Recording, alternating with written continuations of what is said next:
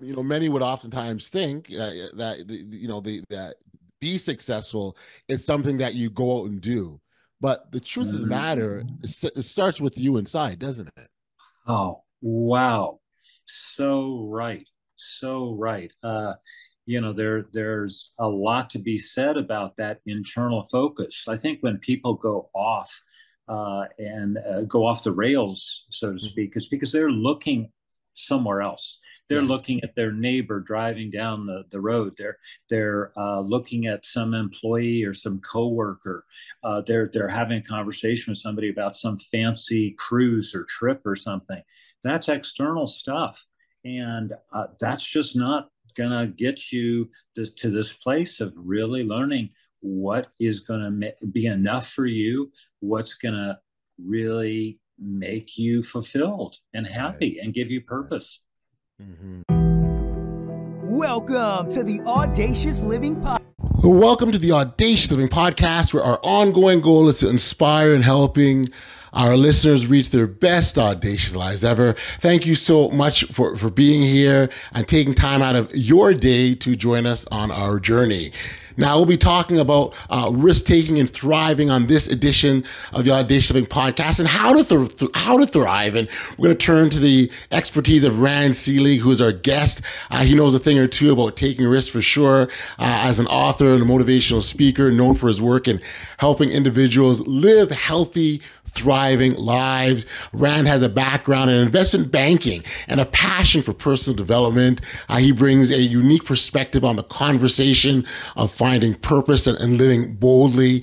When you think about investment bankers, they're known to take these calculated risks and they're well researched and strategic. And just as an investment banker carefully selects, which investments based on thorough analysis and market insights, individuals who take calculated risks in life assess potential opportunities, consider potential outcomes, and make informed decisions to maximizing their chances of success. Both require tons of courage, right? It actually, it's a blend of courage. And so it's courage and a little bit of intelligence and the foresight to navigate the uncertainty and seize opportunities for personal and professional growth and development.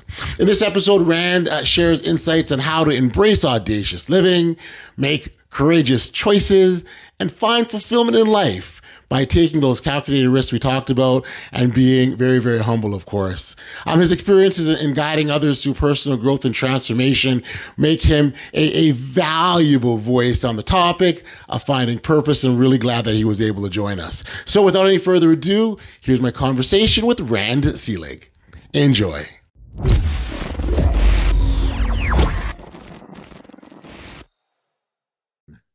Hey, Rand, thank you for joining me here on the Audacious Living Podcast. It's an absolute pleasure to spend the time with you like this. Thank you for being here. Oh, thank you, Audley. I'm delighted to be here. We spend much time on this podcast talking and encouraging and promoting this bold, audacious life, and and taking risks and taking chances, stepping into yourself, and I think that's a really important message for so many of us. There are some that don't know how. There's some that not sure how. There are some that are afraid to do that. There's all sorts of reasons. But I continually, promote the fact that by taking that first step, that's getting you one step closer to that place of greatness that we all need to be, as far as I'm concerned. And so that's something very much in line with you and your work. You're an author, and you're where you encourage individuals to live healthy and happy, thriving lives, and how to overcome challenges and all the things that are part of the human experience, I would say, right? So so maybe as a starting point, maybe I can get you to sort of talk about the work that you do. Well, I ran my own investment banking firm for over 3 decades. And along the way, I just saw a lot of things Mm. about people who had been successful in so many ways, in sort of the classic ways they were successful. But there was a lot of hollowness and a lot of unhappiness, a lot of failed relationships that went along with that. Right. And in the meanwhile, I served on a number of boards. I was a scoutmaster. I was a Little League coach, and I began seeing parents. I began seeing all kinds of things, and I collected all this into my book, Thriving: How to Create a Healthier, Happier, More Prosperous Life. And I'm really very delighted to share so many of these really critical messages with folks. Messages about regaining emotional health. Stop self-sabotaging. Learn to let go. Learn to forgive yourself and others. I mean, there are just many, many, many things. And part of this, I think, frankly, Audley, has to do with being willing to take some calculated risks, to have courage, and to be humble. I mean, yeah, success looks different ways. And Right. my gosh, if you don't realize you don't have it all together at every moment of the day, you're not really awake. Got you. No, you're right. You're right. I agree with you on that. Curious as you said you witnessed firsthand a lot of different situations that people were going through. In that moment, were you understanding the cause of why that was, or did it take you some work to figure out what was going on with people?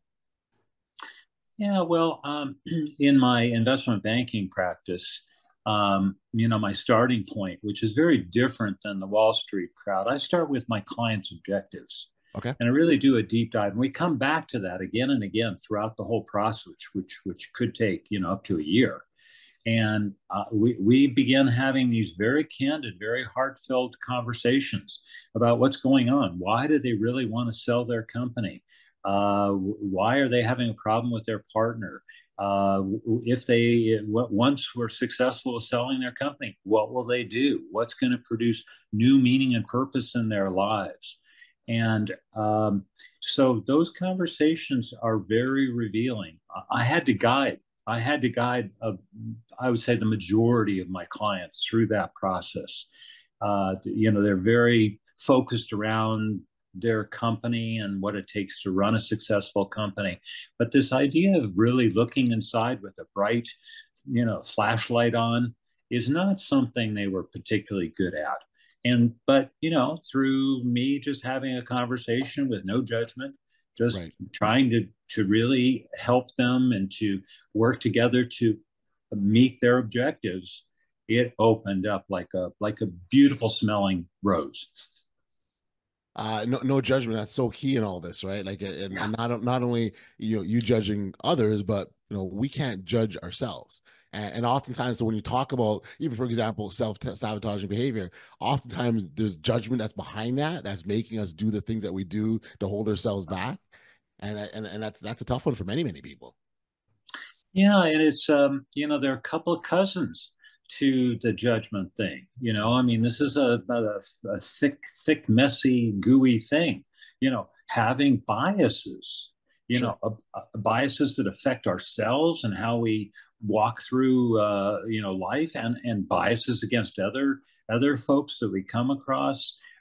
There's assumptions that we learn often as little kids. Mm-hmm. You just sort of jump on something. Well, I'm assuming something for whatever reason. Right. Well, those assumptions often aren't really spot on. They need to Right. be challenged and maybe rejected. Mm-hmm.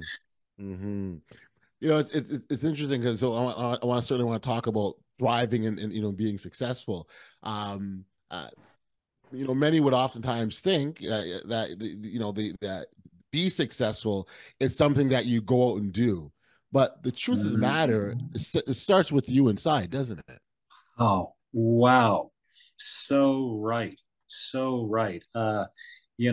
There's a lot to be said about that internal focus. I think when people go off and go off the rails, so to speak, is because they're looking somewhere else. They're Yes. looking at their neighbor driving down the road. They're looking at some employee or some coworker. They're having a conversation with somebody about some fancy cruise or trip or something. That's external stuff, and that's just not gonna get you to this place of really learning what is gonna be enough for you, what's gonna really make you fulfilled and Right. happy and give you Right. purpose. Mm-hmm. There's an awareness thing, and I love talking about awareness, and I oftentimes use this analogy. So envision a living room, right? So you've got your sofa and your coffee table and your television. You've got all these things that normally that are laid out in the living room, and you turn off that light, and then you walk into the room. Well, when you turn the light on, the light didn't put the furniture in the room. The Uh, furniture was always there.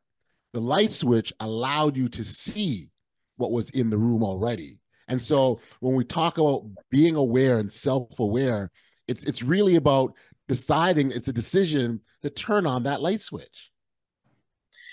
this idea of making a decision like that, like turn on the light switch, is something that I talk a lot about in my book Mm-hmm. because, boils down to this sense of power that we have, enormous power to Big make one. choices. That's a big one. And the choice can be something that is instantaneous. So you can't even really measure it unless you're some kind of astrophysicist or something.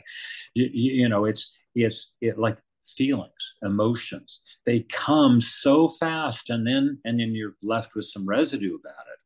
But if you, after the fact, take a moment and say, what happened? Why? What went on? Why did I feel that way? Who did what? What Yep. role did I play in this whole thing? You begin dissecting and you realize, wow, I made some choices here.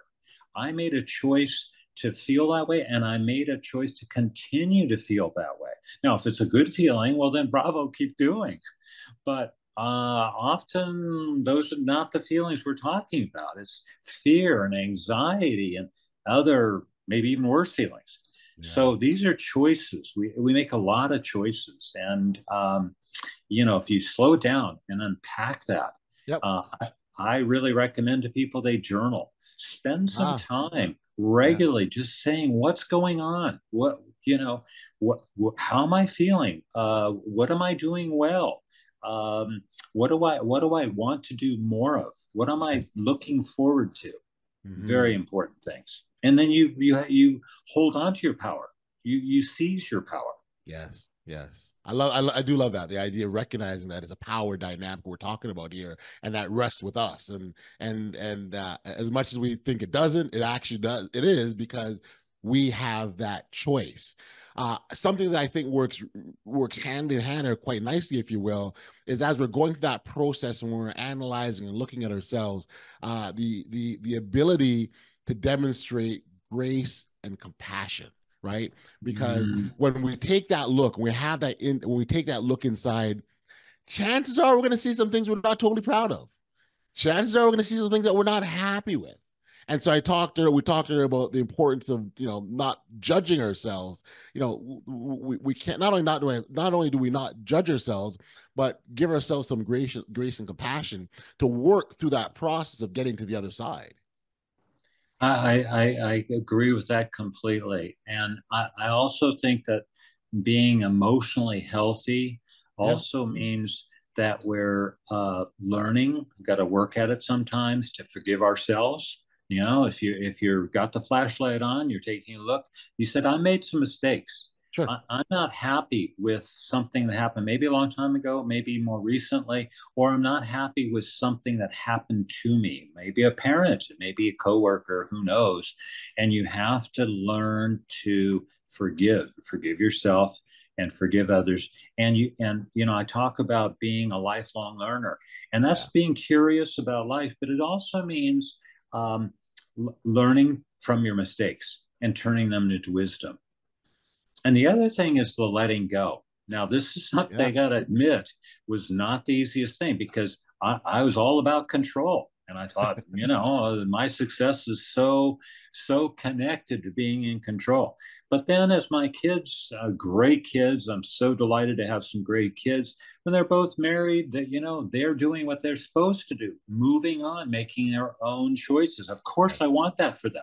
But I Yes. cannot tell you in any honesty that that was easy for me to accept, because they are making some decisions I would not make for Right. myself, and I would not have made them for them. So Yes. the idea of letting go is something I've really been practicing. And I have a little exercise, which I'd Uh-huh. love to share with you and your Totally. listeners. Yeah, let's do So it. you're holding on to something. You're Yep. holding on to, so you're holding on your fist. You can see your white knuckles, Okay. and inside your fist is something you're saying to yourself, I cannot let go of this, but I really want to. So then you Okay. flip your hand over and you see your knuckles on the other side. Yeah, they're white knuckles. And you're thinking, wow. And then in a flash, you say, I am powerful. I'm going to let go of this thing. And then you slowly open your hand, you move your fingers, your thumb, and your hand seems to rise up because you're so much lighter.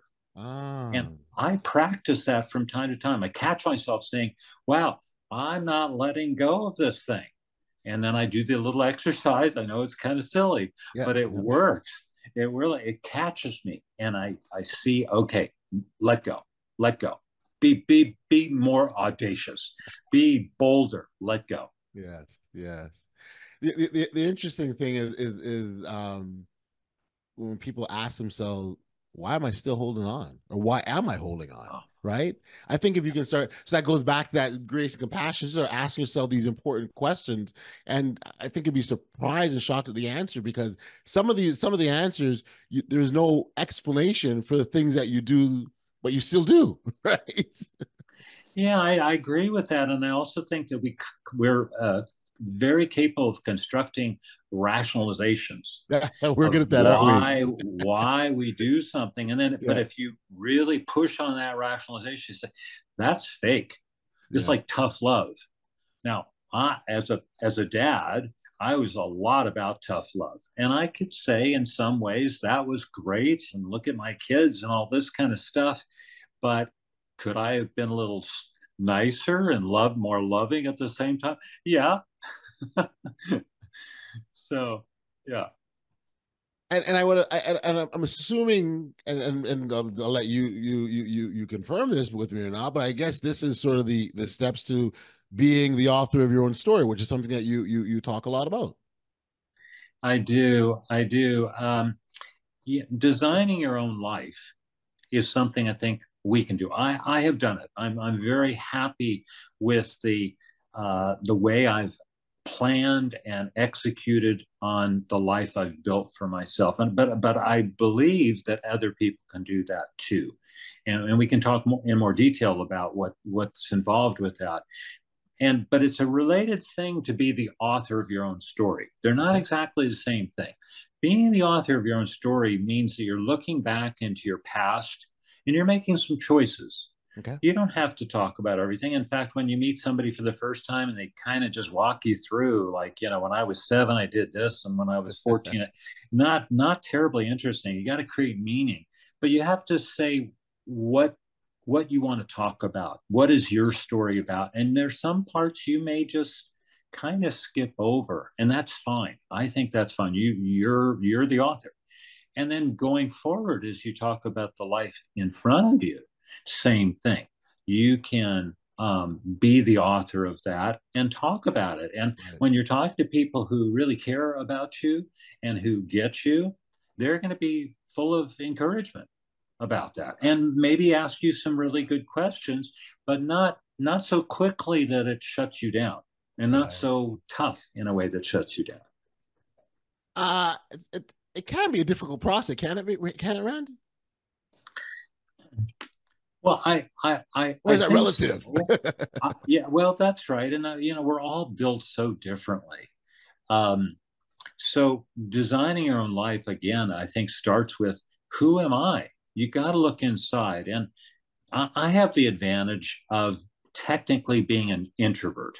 Okay. Now, most people are shocked when I tell them that, because you're so social, you're so friendly, and that's true. But technically, an introvert is someone who needs time to recharge after a whole social Yes. thing. And Yes. I love being alone, not all the time, but when I am alone, I do my best thinking. I prepare the best agendas. I think about who I need to include that I've kind of just sort of assumed was going to show up. No, I need to reach out to them. And so it takes a big look inside, Yes. the calmness to look inside, the the courage to say, hey, I'm a little confused about this. And back to the journaling thing, I learned so much about what I know and what I don't know when I write it down. I say, oh my gosh, I guess I really don't get Right. this thing. There's some gaps here. So the design process, I think, starts with that big, bright flashlight. And I think at that point, you invite yourself to say, what's in my little suitcase of life that I want to take out? I want to forget about that tape I've heard so many times. It's so boring, but I keep listening to it. Stop listening to yourself and start talking to yourself. Start talking with encouragement and with love, self-love. So it starts with this: what's in my suitcase that I want to take out? What do I want to let go of? And then you can start building to the future. And building to the future, I think, means, again, this assessment: what am I good at? What have I done so Right. far Right. that's Yeah. going to let me take a few decent steps forward? you know don't stay necessarily in your comfort zone, but definitely go from a certain base of strength. Right. And I think that's a few nuggets of the design your life uh, point of view. Well, and I think that serves a tremendous starting point, because I think oftentimes that starting point is with it because it's shaky, it's uncertain, you don't know where you're going to go. So if you have at least that as your foundation, okay, here's where I'm starting, and I can move forth from there. And that moving forth from there is that pathway to success, which I believe is it's individualized, or what's successful to me and what I define, or even how I define success, isn't going to be the same as others. Is Yeah. that I guess around the word the definition of success? Maybe could you maybe elaborate further just on the importance of us being able to define success for ourselves? Yeah, I really can't understate how important that is. I mean, we live in a world where there are a lot of external messages. I mean, how many bazillion dollars are spent on ad campaigns? I want to share with you, Audley, and your listeners, Yeah. a great Will Rogers quote. Okay. Too many people spend money they haven't earned to buy things they don't want to impress people they don't like. Now, he makes it very clear, and sometimes it's that clear, and frankly, sometimes it's not so clear about that stuff. But when you really know yourself, and when you have confidence in yourself, and you're Yes. willing to accept that life is kind of one set of experiments after another, put on your little white lab coat and say, okay, I'm trying another experiment. And it might work out well, but you know what? A lot of experiments don't. So it's okay. And then surround yourself with at least one person, maybe a few Right. people who are going to support you, who are going to listen to what your game plan is, who are going to, be that positive force. I mean, I start with being relentlessly positive. So I've got a Nice. built-in advantage. Yes. But there are times when I need to talk to my partner, my wife. How fortunate can I be to have such a great partner who listens and then says, well, and then she tells me some honest stuff.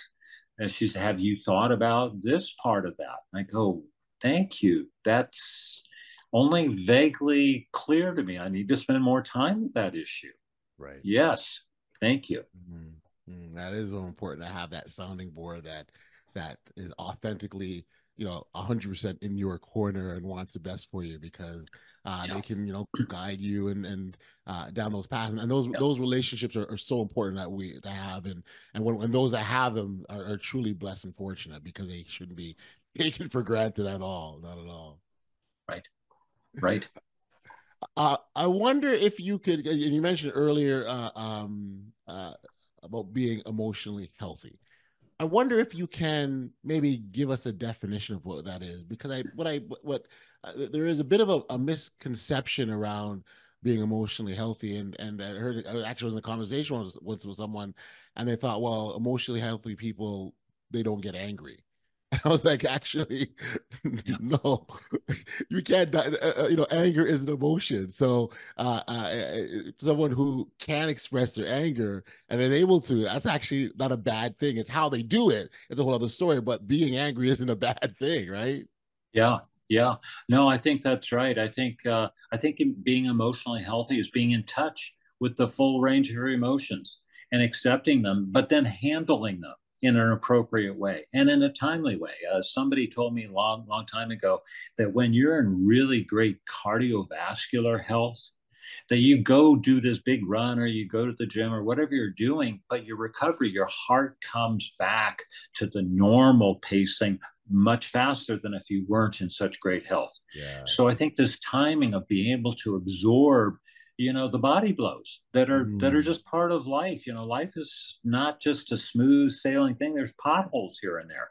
Yeah. And we all of us discover one or more, maybe in more of a group than we'd like, but Yes. there it is. And so emotional health has a lot to do with that acceptance and then effectively dealing with it.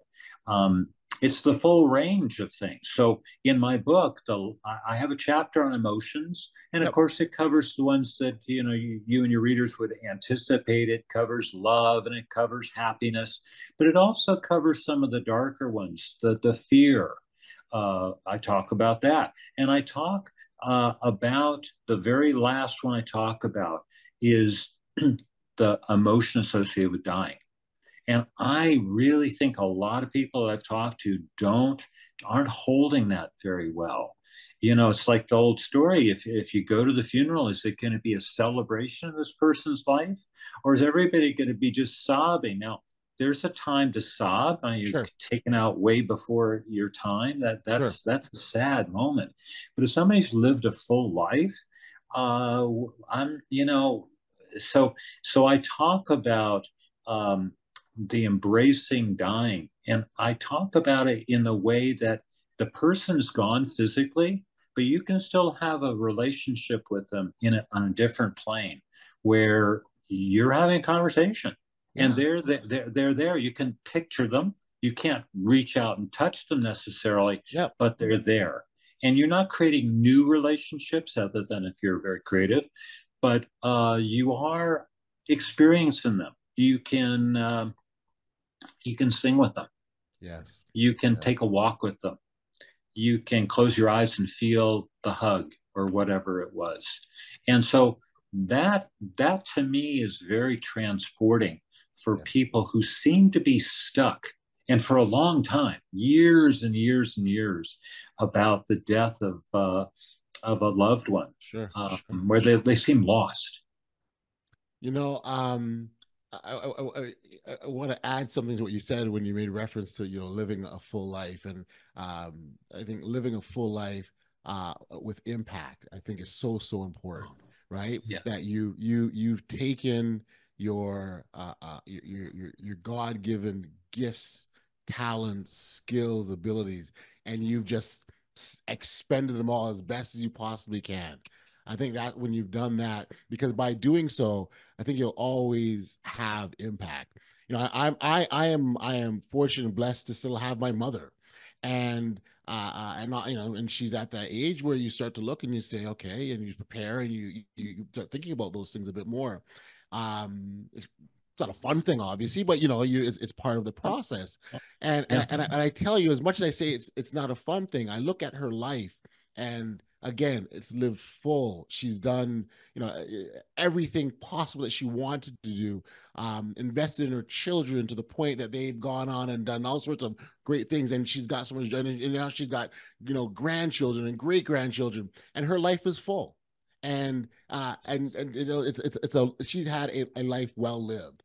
And while that day comes when she's physically no longer here, yes, there will be sadness, but there's also a deep sense of satisfaction, happiness, knowing that everything was to be accomplished, she absolutely did. And to be able to say that, it's not everyone can. So again, that's again, we talk about blessings at the top. We're talking about blessings. It's a blessing to be able to say that.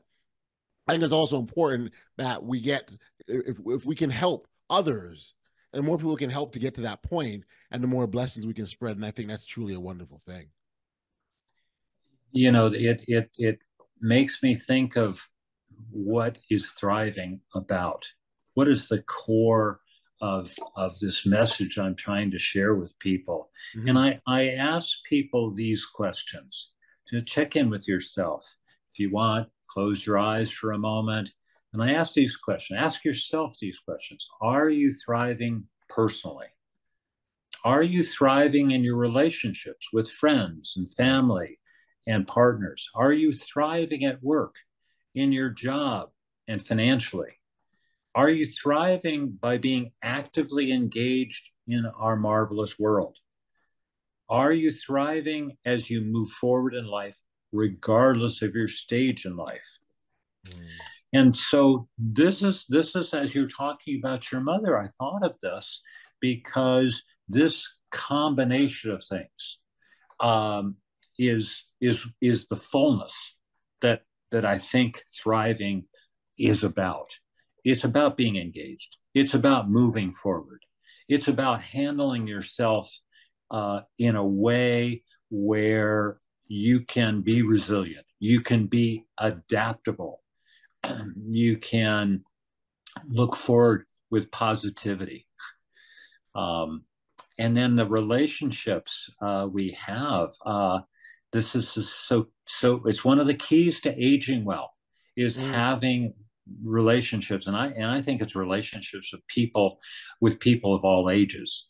Most people, I think, from what I've observed, have friends, people they call friends, who are about their age, plus or minus their age. Mm-hmm. And to come across somebody who has a friend who's half their age or 20 years older, that's really rare. But it's such a gift, because what happens is you begin learning new language. Yes, you begin asking different questions, and you begin learning stuff. I remember many years ago, I befriended a gentleman who was significantly older than me, and he's long since passed. But I do remember, funny story. He used to be he was a retired justice of the peace that worked in traffic courts, and his name was Charlie. And my brother, my brother got a ticket one day, and he said he needed some help. And he was referred to this guy named Charlie, and he needed a ride there. So I took my brother there, and we were in his office, and listening to him talk and just speak and how he goes about doing his job. I was just fascinated with the work that he did, because the key to his success was really all about relationships. It was less about the law and knowing traffic, but it was all about relationships with the officers, with the court staff, with the judges. And I was just simply fascinated.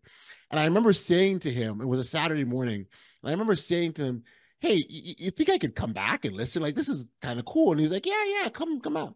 Well, I will tell you, Rand, that relationship, that Saturday morning relationship, went on for another almost 2 years, where every Saturday religiously I showed up there and just listened to him talk to clients and listen to him work and watched how he engaged with individuals. And I was just blown away for a couple of reasons. One, it was likened to me, and I could relate to it, and it resonated with me in that regard. But two, watching the impact that he had on people. And so, and again, this is something, and this gentleman was 30 years older than me, and I was learning lessons from him. And so when you made that point around, having friends at different levels and stages of life, I so agree with you 100%. No, what a special opportunity for you to have that person as a friend, and for him to model this great behavior and to tell you what was going on with it. That's yeah. Now we commonly use expressions like finding true love, the first love at first sight, the one and only. Yeah. And we see love as something we fall into or we fall out of. But this way of holding it is very private. In a lot of ways, it's very private. It's often contained in the family. Yep. It's romantic. It's a romantic kind of concept, but it actually can be more than a feeling. It can be a way of living life. And what I mean by that is that we have to be braver. We have to be more audacious. We have to make love practical and sustained as a social good, not just a private good. We can live our lives with love by caring for other people, animals, Mother Earth. We can show love by listening generously, by asking great questions, by being respectful, by helping others, even if we don't know them very well, and by acts of loving kindness. And so that's my Valentine's Day. Love is a way of being. People are very want to hold on to the romantic thing, and if you've got that going for you, well then, gosh, I understand. I'm there. I got it. But there are a lot of folks who don't. It's a very sad, lonely day, Valentine's Day. So I want to share this other idea of just, hey, get out there, be bold, be friendly, be kind, be generous. At the end of at the end of every episode of the podcast, I encourage individuals to stay safe, be kind, show love, be audacious. That's the closing for every. And as you say that, that's exactly resonates with what we do here and what we feel is important. I think, and I think those are pillars to success. Right, in terms of all the things those are the pillars to success. And if you want to have real sustained success, not the short-term stuff where it's like a flash in a pan, like the success that carries you through your entire life, those are the pillars. I think of success too as you put your head down on the pillow to go to sleep, and you've got a smile on your face. You're not sitting there squirming, thinking, oh, if I'd only done this, or if only that had happened to me. No, you feel good about it because you've just followed the Audley principles, which are so magical. And they're doable. That's the thing. You don't have to have graduated, with a PhD degree from anywhere. You can do those things. And you're so right. It's within our grasp, right? It's within our grasp, and something we all can do. It's just a matter of making that conscious choice to do so. And I think it's funny because I think we started off talking about choices, and here we are talking about choices again as we wind down. Rand, I'd love for you. I know we've alluded to your book and we've talked about you. We've touched on it. Let's give a plug here. Let our listeners know what we're talking about here and what it's all about, where they can get it. Well, here's my book. It's available everywhere, Amazon and all the independent bookstores. The goal of my book, Thriving, is to encourage and inspire people to embrace their power, which we've been talking about, their power to make choices and pick up ideas about how to change their life or improve their lives so they can lead their lives with enhanced vitality, with greater sense of purpose and meaning, and maybe even reach their potential. So I'd like to leave my last comment for you, Audley, and your listeners is ask yourself these two questions. Could this coming year be the best year of my life thus far? What would it take to make it so? Love it. Those are great questions to ask and very introspective, because ultimately I think the answer lies with what we need to do, not the outside world. Right. Fantastic. Spot on. So spot on. Rand, this is so awesome. I love the time that we shared here, and I appreciate you sharing the manner in which you have. For our listeners who wanted to catch up with you or learn more about your work, where could we send them? Yeah, so you can come to my book website, randselig.com. I'm all over Google. You can go to the LinkedIn for those of your listeners who are on that social media platform. I've posted recently, and including today's Valentine's, love is a way of living life. I hope to hear from people. That's what I'm all about, trying to engage. Well, thank you. And we certainly will do our part to make sure that your information is out there so listeners and viewers can connect with it. Thank you again, Rand. This has been great. Really appreciate you taking the time and spreading love in the manner in which you have. Take care. Audley, it's been a pleasure.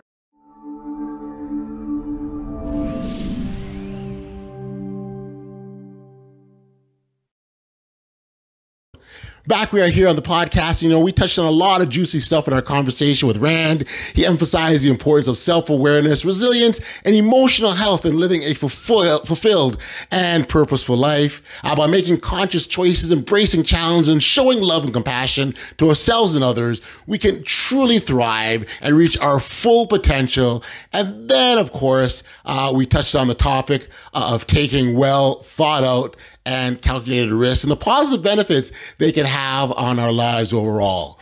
To learn more from Rand and to explore his work in depth, I'd encourage you to connect with him directly through the contacts provided in the show notes below. Certainly engaging with his empowering content and taking that first step towards living your most audacious life is something I would highly recommend, so please do so. Thank you for tuning in to another episode of the Audacious Living Podcast. If you've enjoyed today's show and found value in our discussion, certainly invite you to like, follow, share, and subscribe to this podcast. If you haven't already done so, it is tremendous in terms of helping our listenership grow and continue to spread the word of audacious living. Together, let's inspire each other to live boldly and live our best lives. Until next time, stay safe, be kind, show love to one another, and be audacious.